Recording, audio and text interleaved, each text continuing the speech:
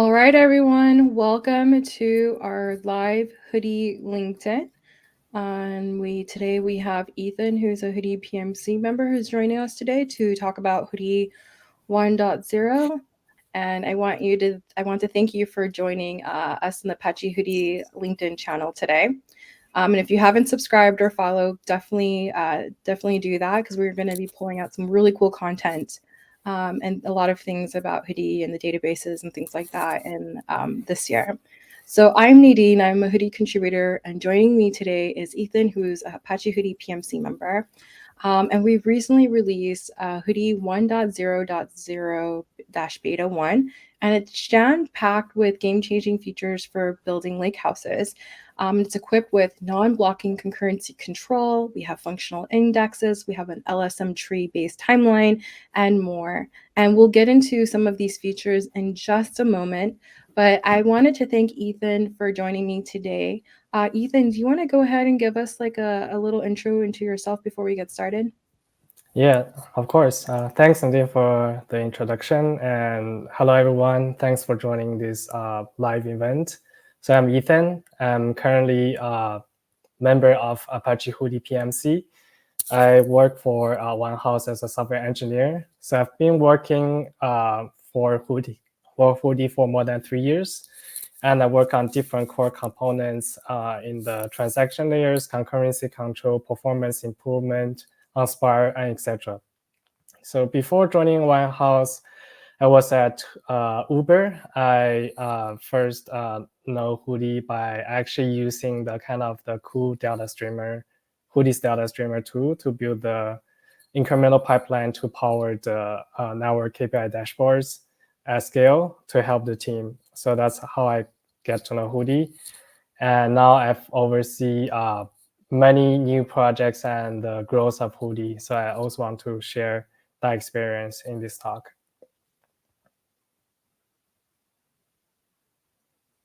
Back to you, Nadine. Thanks, Ethan. So Ethan, can you tell me a little bit more about why Hudi was created?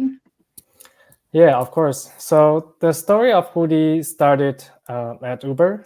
So Hudi was born in 2016 at Uber when the company was going through a really hyper growth mode for the ride-hailing services. So at that time, the data infra was moving from a warehouse to data lake.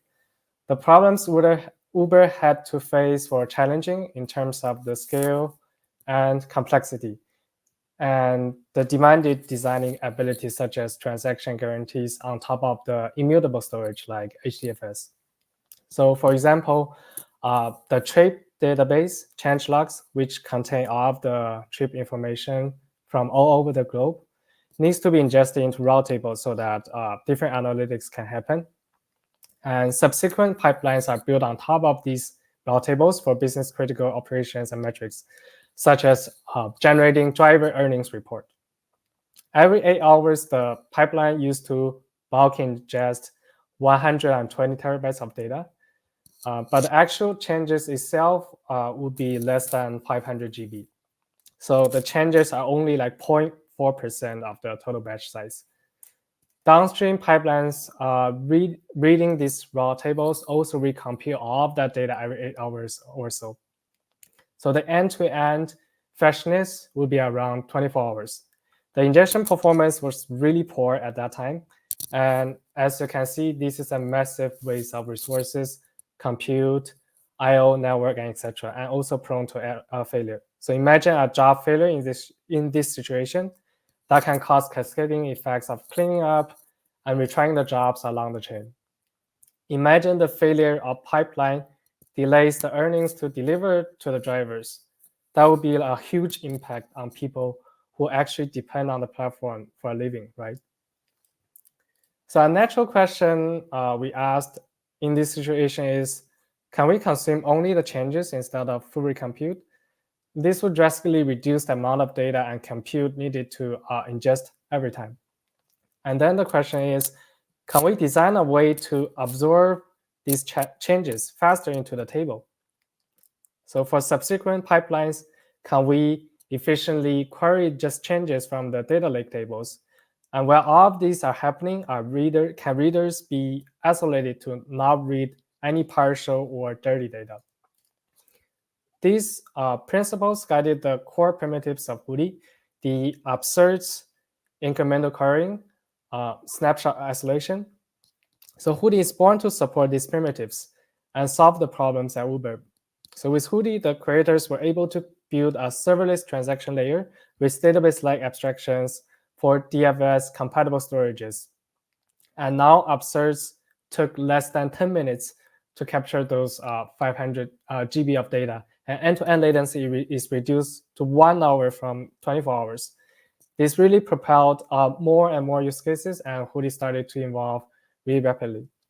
So later in 2017 to 2018, this Delta Streamer utility, which is now renamed to Hudi Streamer, was added to Hudi to improve the usability of incremental querying and streaming updates, making it much easier to write pipelines in incremental style. So I still remember I was among the first few engineers to use the Delta Streamer to build the incremental pipeline to ingest TBs or terabytes of mobile logs every day and generate KPIs, including latency and error rates, to monitor mobile network performance around the globe at Uber. That power a near real-time network KPI dashboard for the team to roll out several adventurous yet critical performance improvements at scale. Thanks, Ethan. This is a really awesome story. So, how has Hudi evolved and shaped the data lake experience since then? So, yeah, by the end of 2016, the project was live in production at Uber with the earliest version supporting updates, indexing, and change streams. And subsequently, the project picked up more adoption, as you all know, including cloud support. And in 2019, Hudi was incubated and graduated as a top-level project from Apache in 2020. And over time, the feature set kept expanding to make impressive progress towards the streaming data lake vision, a concept created during that time period. And because we call it a streaming data lake, the vision is pushing the data lake to be much more real-time and efficient. And as you all know, like for example, from recent releases from 0.11 to 0.14, there are more features added, such as consistent hashing index, record level index for faster absurds, change data capture, early conflict detection in concurrency control, to just name a few. And this all powers the incremental data pipelines. So over the last couple of years, with this vision of streaming data lake, actually a different term, lakehouse, embraces the same kind of essential concept of efficiently managing data on the lake with streaming incremental changes. So actually, Hudi is truly the open lakehouse platform. So Nadine, if you can bring up the slide, I want to show you like how the Hudi platforms look like. So Hudi builds on top of the lake storages and on open file formats such as Parquet, ORC, HFile, Avro, etc. And Hudi writes the metadata alongside the data files so that we can keep the event log and snapshots for both read and write side, allowing for concurrent writes and also snapshot isolation between readers and writers. And as you can see on this slide, we have, so Hudi has different layers to actually make it a platform. The core transactional database layer is critical for maintaining the transactions metadata. And Hudi provides the ready-to-use programming interfaces on top of this layer, so different engines can easily integrate for read and write. For example, Spark, Presto, Trino can always use this layer to actually query data or write data. Hudi also provides user interface to easily do streaming ingestion and query data from different sources. As already mentioned, Delta Streamer, or the renamed Hudi Streamer, is one of the example. So since Hudi is truly open and embraces the interoperability, Hudi is actually widely adopted by the industry and different sectors. So I listed a lot of some of the success stories here on this slide. And for instance, ByteDance manages exabytes of data in Hudi while still keeping at mini-level data freshness. GE Aviation builds cloud-native data pipelines managing more than 10,000 tables using Hudi for their CDC use cases. Uber and TikTok are able to bring the analytics latency from daily to minutes due to streaming capabilities. So feel free to check out these stories for yourself. And I bet some of you in the audience listening to this live event also use Hudi. So feel free to raise a hand by putting a comment in the chat on why you use Hudi and what kind of capabilities you're looking for in future releases. And we'll consider that as we evolve Hudi into the next few years. So all these success are not possible without a lively community. So as you can see here, over all these many years, Hudi community has grown significantly. The community has grown to 19 PMCs and 36 committers from diverse backgrounds from different companies.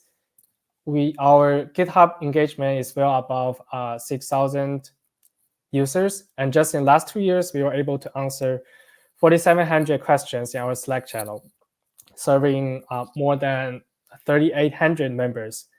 And the number is still increasing. That's awesome. Yeah, I know that the Hudi community is really vibrant. And if you haven't joined the Slack channel, I'll link the Slack channel, the community Slack channel in the link if you're curious to learn more. But something that really hit me, Ethan, is that you talked about how like the data lakes are going for more like real time. And recently on Friday when I gave a talk, I was going over a little bit of the data lake ecosystem. And I kind of saw myself saying like we went from the data lakes being like stagnant and just like data storage or backup to more mobilizing the data lake to be like a core component of someone's data infrastructure and for their data applications and using the data lake as part of like a necessity, not just as a backup, but for core uses. And I think like as we go on in the next couple of years, I think more and more that will be the case because we're only growing data. Like it's not going to go less anymore. It's the only way up is north. So so I feel like the data lake will become more and more core to someone's data infrastructure, and the usability needs to be high. And I think that's what we're going to see within the next couple of years and moving on. So 5 years since Hudi's incubation of Hudi, what are the challenges and opportunities that you see Hudi facing? Yeah, so that's a good question. So as I already mentioned, Hudi was originally created to solve this large-scale data ingestion, as you also mentioned, all of these trend you see recently. And these data ingestion we are trying to solve with Hudi is trying to make it incremental. And we do face challenges, but we also have a lot of opportunities at this stage. So if you look back, querying engines like Presto, Spark, Flink, Trino, and Hive were getting good at queries on these columnar data files, but painfully hard to integrate into like a few years ago when Hudi started the journey. And we are kind of the first mover on the lakehouse field, although the lakehouse term wasn't created at that time. But we made like some kind of conservative choices based on the ecosystem at that time. So that's kind of the disadvantage we have right now. But even let's say if you look at the initial choices Hudi made, since then the community has made impressive progress towards this streaming data lake or lakehouse vision to make data lakes more real-time on top of this robust set of platform components we built over the years. So more capabilities were added to this 0.x release line, such as running table services asynchronously so that it doesn't affect the ingestion latency, and this internal metadata table to solve the listening latency problem. and throttling problem on cloud, and multimodal indexing to really unlock the capability of indexes, which is prevalent in database world. So today, if we look at this, we have a thriving community that validate the vision we set like almost 5 years before. And since like 5 years Hudi was incubated, I think the design choices that we made back then actually have stood the test of time with Hudi deployed from hundreds terabytes to like exabyte like ByteDance. But it's still good to revisit these choices because it's important to see where like the challenges and how we can unlock new opportunities. So actually, I split these into 5 categories. The first is deep query engine integration. So as already mentioned, like most engines prefer separate integration, and Hoodie actually also kind of maintain this integration in that way. So we have our own Spark data source. We have our own like Presto and Trino connectors. And this actually now opens up the opportunity to fully leverage Hoodie's multimodal indexing capabilities during query planning and execution. So for example, the engine can leverage Hoodie's advanced indexes to do data skipping to scan much less data on storage. And more importantly, Hoodie can leverage the innovations in query acceleration, such as reusable components, like new acceleration library like Velox, for instance. So the second part is the generalized data model. So while Hoodie supported these unique keys or record keys, at the beginning of the journey, Hoodie focused on updating the tables as if they were key value stores, while the SQL queries ran on top. So back then, generating the support for keys felt kind of premature based on where the ecosystem was, which is still doing like large batch jobs or MapReduce jobs. Yet today, like more performant advanced engines like Apache Spark and Apache Flink have mature extensible SQL support. And that can support like a generalized relational data model for Hoodie tables. So that's actually kind of advantage for us to continue like our model for these unique keys. So the third is serverless versus serverless model. So data lakes have historically been about like jobs triggering periodically, like batch jobs, or on demand for some ad hoc analytics jobs. The community has been really hesitant towards like a long-running service for serving metadata. For example, like the timeline or the files in this table, in addition to the actual catalog, for example, like a Hive meta store or Hive meta server. So the needs like concurrency control evolved, the prepared solutions emerged recent years to actually solve this very problem around open formats. So we think it's actually the time to move towards kind of a truly open solution for the community to embrace like a hybrid architecture. We already have both the serverless model with the serverless. So we can employ server components for table metadata for much faster metadata retrieval, while we remain the same model for data where the data files stays on storage as a serverless model. So the fourth one is beyond structured data. So even as we solve the challenges with existing open file formats like Parquet, Avril, ORC, there's still a majority of other data that does not benefit from these capabilities.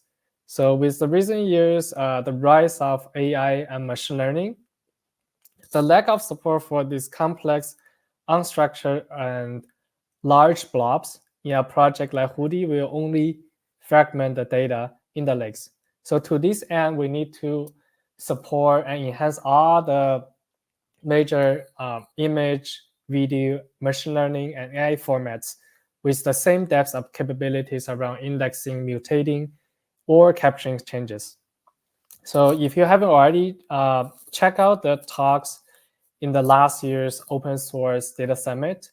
how open source data projects play a role in generative AI and large language models.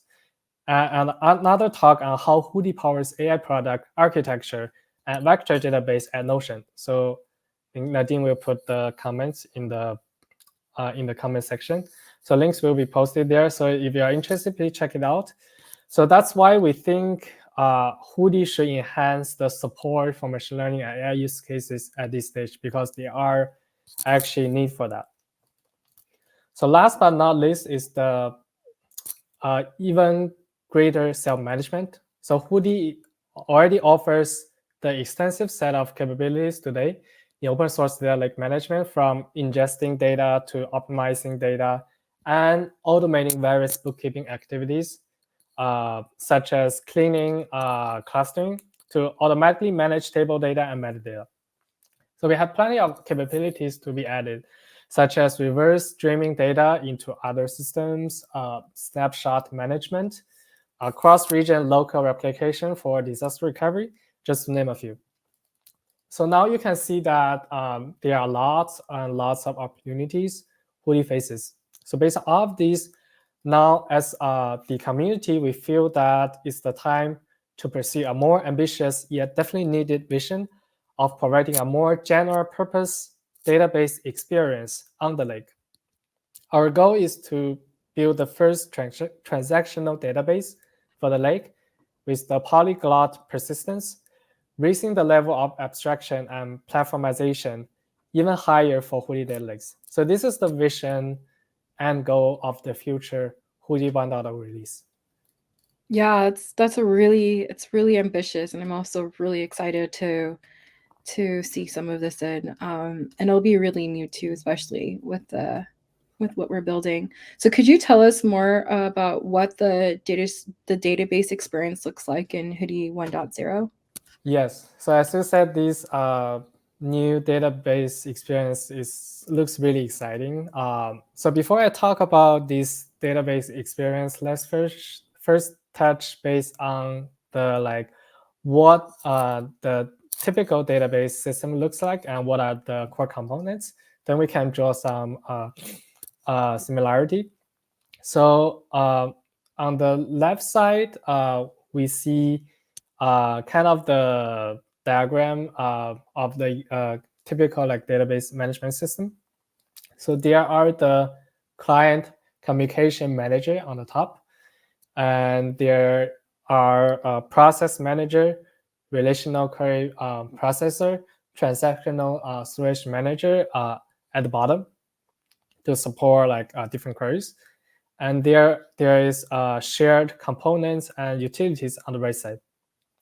So Hudi 1.0 envisions the experience on a data lake or lakehouse to be database-like by providing the same components, as you can see on the right side, and we draw kind of the similarity between these two.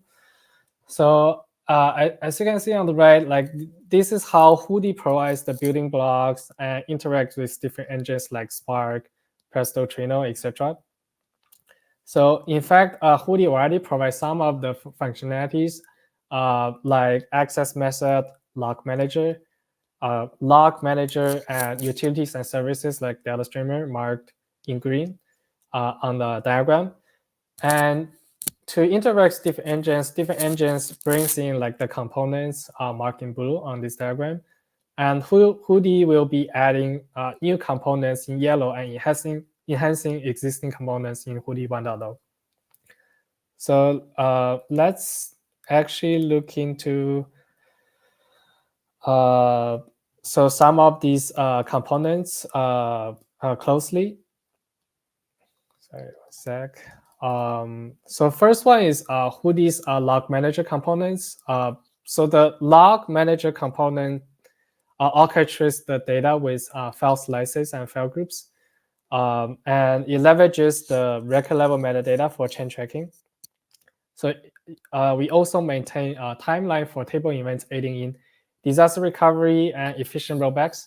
So enhancement in this component include a new timeline design to support infinite timeline and data history, along with storage federation capabilities, so that user can always go back to a very old history. For example, a few years ago, if the compliance requires that, or user want to keep more history. The second one is the log manager component. So that implements the advanced concurrency control mechanism, supports external log manager, facilitates all these different concurrency control modes like optimistic concurrency control and multi-version concurrency control between writers and table services.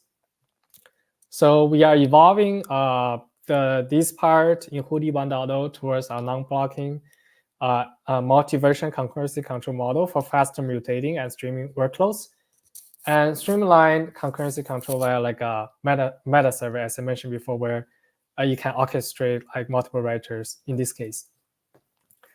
So Hudi's access methods significantly boost the write performance through like the multimodal index, the async index building, and innovative techniques like consistent hashing index, especially for fast streaming data, and record level index while enhancing query performance with file and column stats metadata. So since this indexing subsystem is like the core part of Hudi, so we plan to add more generalized support for index access for different query engines, and we will also add the functional index, which I'll talk about later. So these all will add to like kind of the whole better experience in terms of the indexing in Hudi. So as I mentioned earlier, Hudi has deeper integration with query engines. So the query optimizer and plan executor components will use Hudi's advanced indexes to do more optimization for performance. Ethan, the new vision looks amazing. So you mentioned about the new timeline design. What is it, and how does it enable these new capabilities? Yes. So this new timeline design kind of sits at the core of Hudi 1.0. So if you look at existing Hudi timeline in 0.x release line, so it's like a immutable event log of all transactions that have been done on the table. So typically the transaction log grows linearly with the number of commits. So basically each commit has one commit file or like three files kind of reflecting the states of the commit. So Hudi guarantees that the action performed on the timeline are atomic, and the timeline is consistent with the instant time, as I just mentioned. So just like the existing relation-based database systems where transaction logs are purged or backed up, Hudi had this notion of active and archive timeline. So the active timeline basically contains certain number of or bounded number of commits, where the archive timeline contains the whole history. So the problem some users see is that at times they need to time travel to like a really long time back in history. So they have to look into the archive timeline. But the problem is that archive timeline is expensive to access during read and writes. So now natural question is, can we get rid of this limitation? So in Hudi 1.0, we actually introduced this kind of new timeline design. So we reshape our timeline by organize them into like a LSM tree. I show some kind of intuitive diagram here by how this tree looks like. I'll explain this example later. But the key insight here is that it scales well with large number of commits on the timeline, so that we can actually maintain like kind of infinite number of commits on the timeline.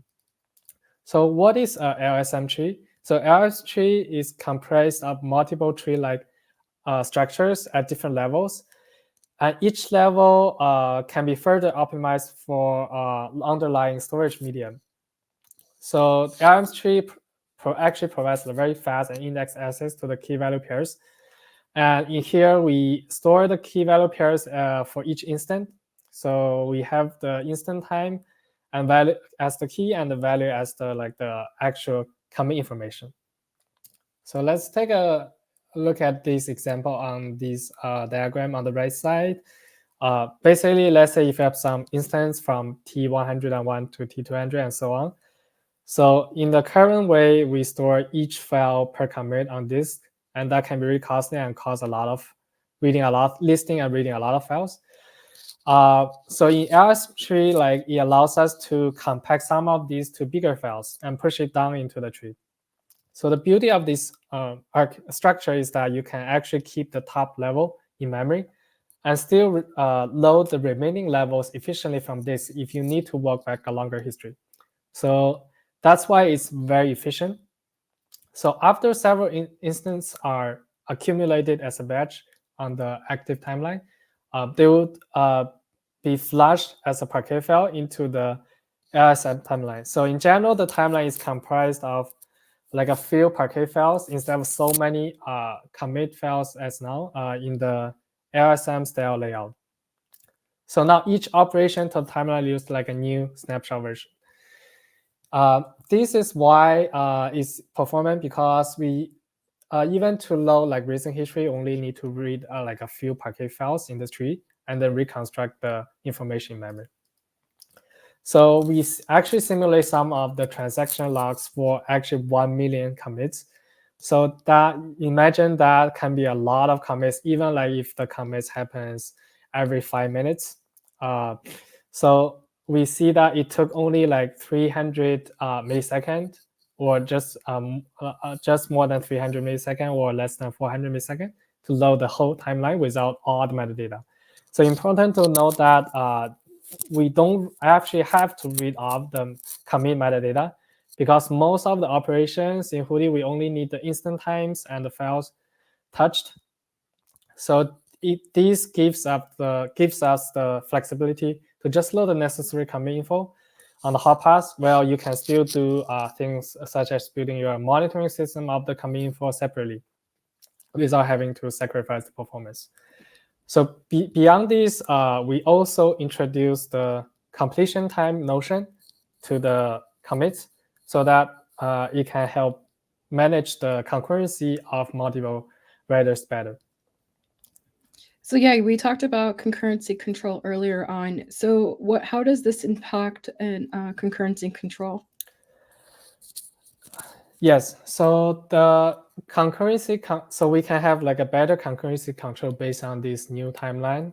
That's why like we completely revamped the format of timeline in Hudi 1.0. So as you know, like the concurrency control stay at the heart of the database experience, and we want to make it better in Hudi Lakehouse. So Hudi already supports optimistic concurrency control. But in the cases like the scenario I will talk about in this next slide, on the left side, so these may not be enough. So let's take a deeper look at this. So you can see that there are two writers in this case.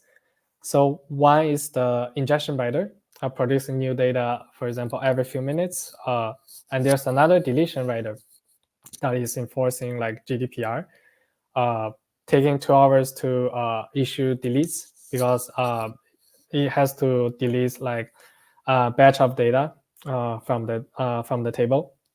So it is very likely that there are overlaps between these two in terms of the files to write or to touch with random deletes. So that causes conflict in writing. So the optimistic concurrency control offers snapshot isolation in this case, but the problem is that it has to abort one of the job and retry it. Otherwise, they'll cause conflict or cause the data to be corrupt. So in this case, let's say the deletion job is almost guaranteed to starve and fail to commit each time, because it has like a longer duration. In kind of database world, mixing these long running transactions with optimism leads to disappointment, because the longer transactions always have the higher probability that they will overlap with some ingestion like transaction. So I know like this kind of case may look extreme, but this is not the only case that OCC may not work well. So in fact, in the Flink streaming job, multiple streaming writers are very likely to have the same kind of overlaps among transactions, causing frequent retries. So these can make the streaming injection in Flink not that efficient. So we asked the question, is there a kind of a better concurrency control for such a case? So we draw some insights from Hudi's table services, as you see on the right. So the table service like compaction run in an async fashion, where most of the heavy lifting, like rewriting the column data from the base and log files into a new one, is done asynchronously after the plan is finalized, which can concurrently happen along the injection because the compaction and the ingestion write to different set of files. So in such a way, any repeated kind of wasteful retraces are actually eliminated in this case. So with such an insight, we come up with a general purpose non-blocking concurrency control based on this insight from multi-version concurrency control. So the key part or the non-blocking part means that multiple writers can concurrently write updates to log files without any blocking or potential retrace. And as you can see on the right side, on the top side, two writers can concurrently write different files. And they write to different files because we want to make sure they don't have conflict in writing. And to make sure like later on we can resolve these updates based on the time sequence or the order, all these transactions are serializable based on the new completion time introduced on the timeline as I already mentioned. So we have added the Spanner's true time like API in Hudi 1.0 to generate globally monotonically increasing timestamps to reflect the serialization. So whenever like Hudi reads a table with such updates from concurrent writers like the scenario on the right side, the completion time is used to figure out all the merging updates. And the actual span of each transaction, like the start and the completion time, guarantees the correctness of reading. And actually, we have like kind of an informal proof of that why this is correct. And if you are interested, there's an RFC on this, which talks about all of the details. So in this way, we always know the right files to read at any given time. So even if you want to do like a time travel queries in this case, you can figure out the right files to read, not just for a snapshot. So coming back to the scenario we talked about at the beginning for GDPR deletes, a syncer writer could consume both regular updates and GDPR deletes and serialize them into log. So in the non-blocking concurrency control, and similarly with non-blocking concurrency control, Flink streaming writers can concurrently write data without having to be blocked in Hudi 1.0. That's awesome, Ethan. So one thing I know is that a lot of like users really care about performance, especially when they're pushing to prod. What are some of like the highlights that Hudi brings in terms of performance for 1.0? Yes, that's a good point. So performance is always kind of the priority in Hudi, and especially for updates and deletes, because that's what Hudi emphasize. So actually, this has a huge business implications. For example, think about GDPR deletes and the cost of updating and deleting data. So if because user data frequently changes in production for many of these businesses, so we want to make sure like performance is really great for these updates and deletes. So Hudi has this merge on read table type from day one, and actually that solved the problem by storing updates for each file group in role-based data logs. So file group is like a concept in Hudi where we group the set of record based on record key so that we can do much finer grained updates and deletes and incur less I/O. And for a snapshot query that requires like kind of reading both the base and log files to figure out the actual snapshot. So Hudi applies the updates from these delta log files onto the latest version of each file ID on the fly during the query time. So these table type attempts to balance the read latency and write application intelligently to provide the near real-time data. So actually, if you look at this, the key to the fast update is hidden in the merging algorithm. So in Hudi 1.0, we make that even faster. So that's the question we ask: Can we do better? So if we further drill down to like how data itself is organized, so it's organized in base file and log files, I mentioned in the merge and read table. And being the analytic data set, the base file is usually the columnar file format such as Parquet, and data is further organized logically into column chunks and pages. And the log files contains updates, and these updates are tagged with record key, so that when merging, we can use record key to merge the data with the base file. So here's the idea of how we improve this. So if I know, for example, the position of the record in the base file that have been updated, then we can start certain pages for merging in some cases. And to do that, we store these positions of updates in the log file headers. So this is like a new format we fundamentally change for the log format. So the log format structure that you see here actually has, like, for example, the update vector, which contains the positions. So these actually, with the position-based merging, it brings performance benefits when reading the merge and read table. So beyond positional merging, we also bring the encoding of partial updates as the first-class support in format. So let's say for CDC use cases, like we have like a wide fact table, like for example, hundreds of columns in the schema. But most cases, user probably don't, or the change data don't contain all of them, probably just like a small portion of the columns. So to that, we make sure, so instead of encoding all of the full record for update, we only write the change data.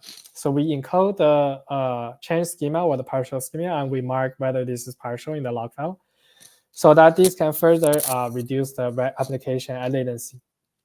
So so I want to show like some numbers of why this is amazing. Both of these are amazing.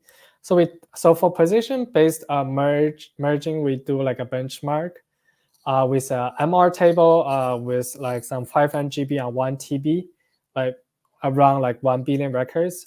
Each record is around like 1 KB. So each table is created with 1,000 partitions and some optimized file sizes. We run the bulk insert operation to load the data, and then we run delete operation to delete, like, for example, 50% of records in the table. And we see that by using position-based merging, it provides notable gains compared to key-based merging. So these actually demonstrate the performance benefit. And also, as we observe, we see that as the size of data increases, the gain because of position-based merging becomes even more significant. So let's also, another thing to note is that most of the queries actually contain predicates. So existing implementations of position-based merging scan the entire base file without pushing down filters. So in Hudi, we make a difference actually by doing the filter pushdown to actual Parquet files before positional merging, so that the performance benefit is even further. So if you are interested, I've tagged the PR here of how actually we implement this. So this makes sure that even with predicates, the query doesn't suffer the kind of previous performance issues during scanning the whole files. So now let's look at some numbers for partial updates. And workload pattern is similar, but we use like a random updates And as you can see here, the numbers tell a really great story. And you can see that there's significant gain on update latency, total bytes written, and query latency. So this is benefit from just writing the actual changes in the table, the change columns, instead of writing the whole updates or updated records.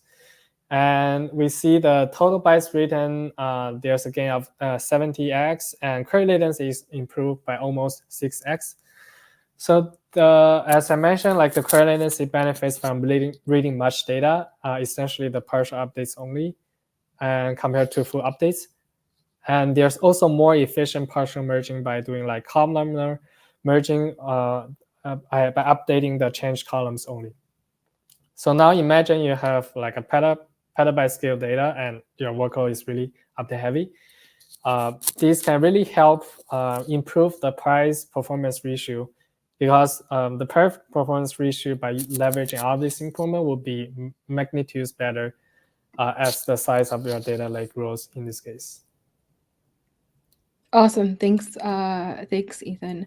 So, one of the things that you kind of mentioned earlier on was about the functional index.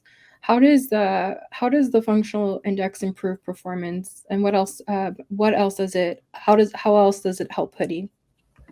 Yes. So as I already mentioned, like this, also you see that this indexing subsystem is really critical in Hoodie's open lakehouse platform. So kind of functional index is another highlight in the indexing subsystem, which is unique in the cloud, in this lakehouse platform on cloud. So I think before that, let's first talk about the multimodal indexing subsystem. So the reason we create this is that we want to make sure that both read and write paths can enable efficient upserts and also the faster queries. And multimodal indexing already support indexes for files, column stats like min-max, counts and null counts, etc., and then the Bloom filters for Bloom index. So this can be built, all of this can be built asynchronously without blocking injection. So the question is, can we kind of make this more general purpose? So we look at the existing database, because we want to make this like a database experience. So can we actually expand the subsystem to cover several other types of indexes, such as spatial index, based on arbitrary or secondary index, or for search based Lucene, or like multi-column index aggregating indexes, etc. So functional index is actually one step closer to that goal. So if you are not familiar with Postgres, so Postgres as a database, it can create indexes on expressions. What I mean by that is, for example, you can create like a hour of a timestamp. So hour is kind of like the function, and then this total thing like hour of TS is like an expression. So you can build like an index on this function or this expression. And Hoodie's functional index is kind of inspired from this. And you can do a lot more in the Lakehouse platform. So at high level, the concept is pretty simple. So just like Postgres allows like an hour of TS in their database, we can create like an index column. So, and functional index allows you to create like an index on the function of a column. And this actually has more profound impact. So let's actually take a look at the example on this slide on the right side.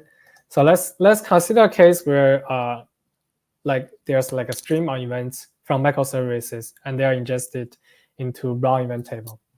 So let's say event log contains a timestamp column, which is pretty common, and associated organization ID. And the query pattern is that most queries on the table are organization specific, and they fetch logs for a particular time range, so that the query predicates contains like a org ID and, for example, like a time range. So one way to actually make query faster is do like a partitioning on both columns, like organization ID and the timestamp. So you can do, let's say there are like a 1,000 organization ID and let's say 1 year of data, and then we partition by day. Even doing this, there are like more than 300,000 partitions. And actually this is like a kind of derived from like a real case. And what we also observe is that in most cases, the data is kind of highly skewed on the organization. So most organizations having less data, and a handful of organizations have majority of the data. So this pattern, this kind of partitioning pattern also create a lot of small files. So in such case, user may want to involve the partitioning by using organization ID only without rewriting the existing data. So basically the physical layout of data is like this. So so in this so how functional index can help here is that basically the functional index can build like a kind of function on this timestamp column, for example, hour of TS or day of TS or even month of TS. You can choose whatever you want. And then it will let you know like kind of which files contain which range of data. And for example, we can use functional index with column stats to do such. And with functional index, then we can do further data skipping, even without having to read the data. So this really accelerates the kind of the queries. So let's, for example, take a look at how functional index work in action. So in this simple test, we show like how functional index can be effectively used. So here's like the create table method SQL, and also how like some insert data, and then how you can create like a functional index using SQL in this case, and like another example query for using TS and for example CDID here. So you can see that we create a table with just 3 partitions on the right side, and we show like the query planning. And you can see that the query has the partition predicate and partition pruning even with the functional index, even if we don't partition the table for both columns. And in this particular case, and you can see that we use the hour of TS. This hour function is actually not order preserving, but with the functional index, we can still achieve the correctness of data skipping. So this lies in the beauty of the functional index, because the stats based on the function valuation are aggregated by the storage partition, and that is used for data skipping, as we can see in this figure. So from the beginning, we build this functional index experience into SQL so that users who are users in the SQL world can easily create index for their Hudi tables, and it's really a good experience. And add that to like the overall database experience in Hudi 1.0. That's really awesome, Ethan. So one question, I kind of answer it, but we have Ronnie who's asking, can you please explain a concept of a table in Hudi? I already kind of responded, but maybe if you want to elaborate a little bit more.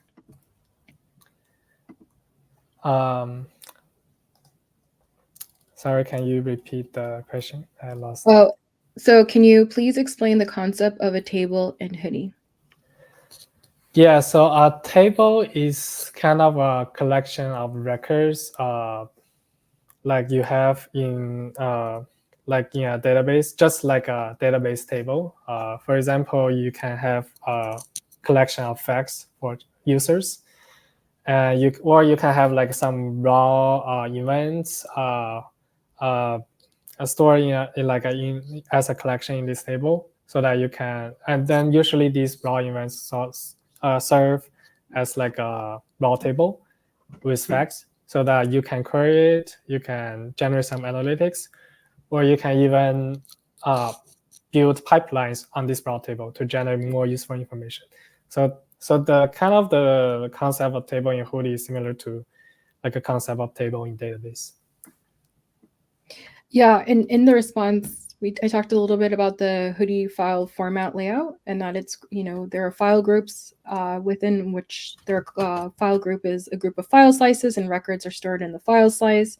And I kind of went into what happens when there's an update on the record, that particular file size also gets updated, and things like that. So I'll point to the comment later on. And then we have, oh, sorry, go ahead. Just one thing to add. I think Hudi also has this auto sizing, auto file sizing for the table, so that it guarantees that your files are well sized for queries, so the query performance is better. Yeah. And then one other question, I can't find it, but I believe someone asked when are you able to writes are coming in from Trino and Presto? So right now, Trino Hudi Connect only supports read. So we only have good support on writes for Spark and Fling, and then Kafka Connect. So the write support is on the timeline, but we haven't prioritized that yet. But if you do want the support, let us know, and then we'll see how to work with you on your use cases.